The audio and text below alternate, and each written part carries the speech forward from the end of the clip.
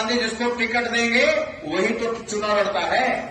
BJP में मोदी जिसको ticket देंगे वही तो चुनाव लड़ेगा। तो बता देना, हमारी पार्टी में विश्वात्मा जी जिसको लड़ाएंगे हम उसी के, वही हमारा कैंडिडेट है। बात ठीक है?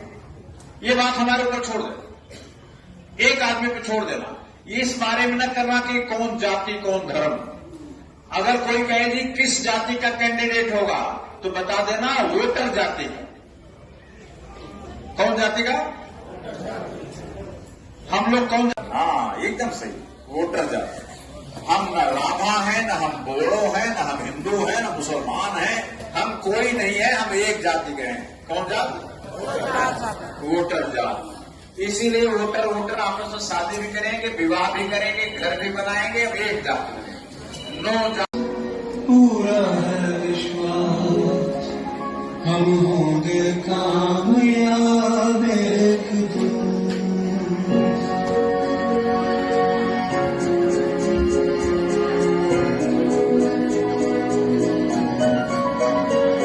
हम होंगे कामयाब, हम होंगे कामयाब, हम होंगे कामयाब। ये जो एरिया है आप तो जानेंगे, ये बीटीसी और बीटीआर।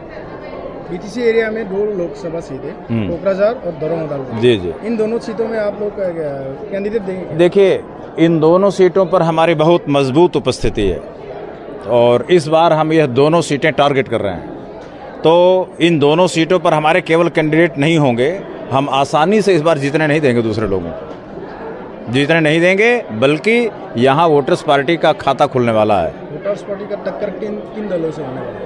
जाहिर सी बात है कि हमारा टक्कर बीजेपी से होगा।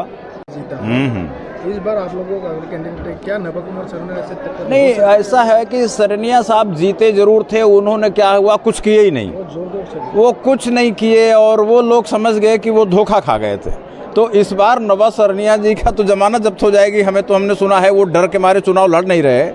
नहीं लड़े तो अच्छा है, अगर इस बार लड़ेंगे तो उनकी जमानत जब्त होगी। उन्होंने बोरो के खिलाफ भड़का करके उन्होंने लोगों को इकट्ठा कर लिया। हमने तो सारे वोटरों को एक किया, बोड़ो, राभा, मुसलमान, हिंदू, क्रिश्चियन, सब लोगों की एकता की बात करते हैं। हम कहते हैं वोटर वोटर एक जात, नो जात नो पात, वोटर वोटर एक जात।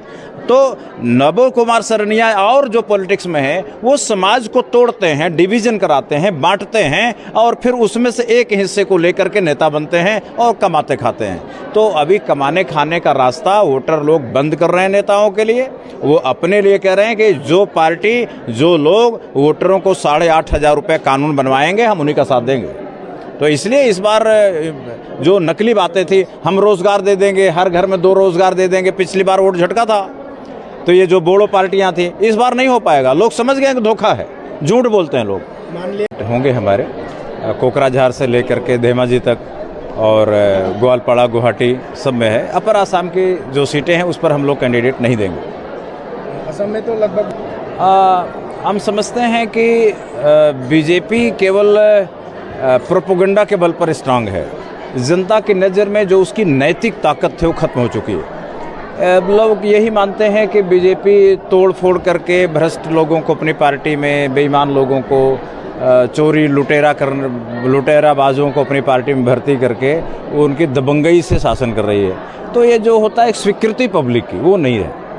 जो 2014 में मोदी जी की एक नैतिक शक्ति थी, अब ये माना जाता है कि ये तोड़ फोड़ पार्टी है, जुआड़ पार्टी है, भ्रष्टाचार वालों की पार्टी है, ऐसा मानते हैं। तो पब्लिक दूर हो सकती है, अगर उनको अच्छा विकल्प आ जाए तो बीजेपी के खिलाफ वोटिंग करेगी।